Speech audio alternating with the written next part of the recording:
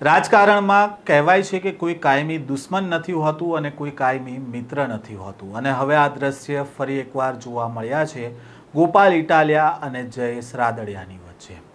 સુરતના એક કાર્યક્રમમાં આજે ગોપાલ ઇટાલિયા અને જયેશ રાદડિયા સાથે જોવા મળ્યા અને આ દ્રશ્ય કેમેરામાં કેદ થયા। આ દરમિયાન બંને વચ્ચે એ પ્રકારે વાતચીત અને હસી મજાક થઈ રહી હતી કે જાણે બંને વચ્ચે મિત્રતા હોય।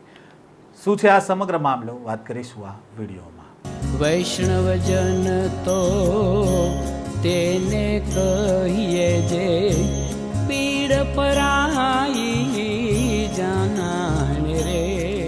નમસ્કાર, નવજીવન ન્યૂઝમાં આપનું સ્વાગત છે। હું છું જયંત દાફડા। વિસાવદરમાં જ્યારે પેટા ચૂંટણી યોજાઈ હતી ત્યારે આમ આદમી પાર્ટીમાંથી ગોપાલ ઇટાલિયા ચૂંટણી લડી રહ્યા હતા, જ્યારે ભાજપમાંથી કિરીટ પટેલ ચૂંટણી લડી રહ્યા હતા અને કિરીટ પટેલને જીતાડવાની જવાબદારી ભાજપે સોંપી હતી જયેશ રાદડિયાને। જો કે જયેશ રાદડિયા જે તે સમયે સફળ થયા હોત તો તેમને મોટું કદ પણ મળી શકતું તેવી ચર્ચા જે તે સમયે ચાલી રહી હતી। જો કે આ ચૂંટણી દરમિયાન જયેશ રાદડિયા ગોપાલ ઇટાલિયા વિરુદ્ધ પ્રચાર કરતા પણ જોવા મળ્યા હતા અને હવે આ જયેશ રાદડિયા ગોપાલ ઇટાલિયાની સાથે બેસીને હસી મજાક કરતા જોવા મળી રહ્યા છે, જેથી રાજકારણમાં જે કહેવાય છે કે કોઈ કાયમી દુશ્મન કે કાયમી મિત્ર નથી હોતું અને તેવા દ્રશ્ય જોવા મળ્યા છે।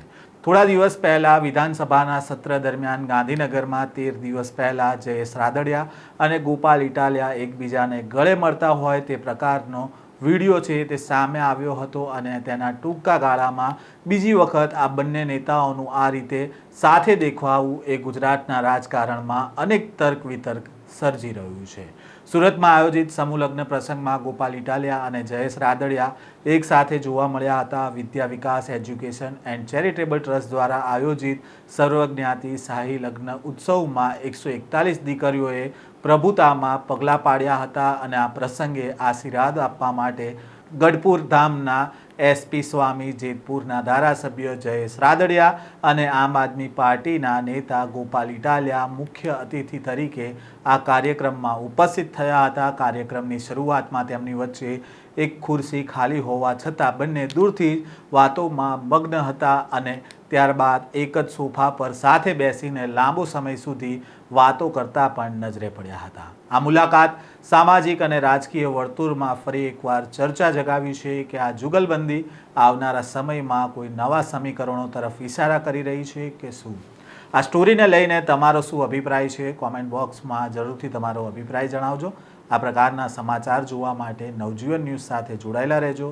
અમારી આ ચેનલને સબસ્ક્રાઇબ કરી લેજો, સાથે જ બેલ આઇકોન દબાવી લેજો જેથી કરીને તમામ સમાચારના અપડેટ તમારા સુધી પહોંચતા રહે।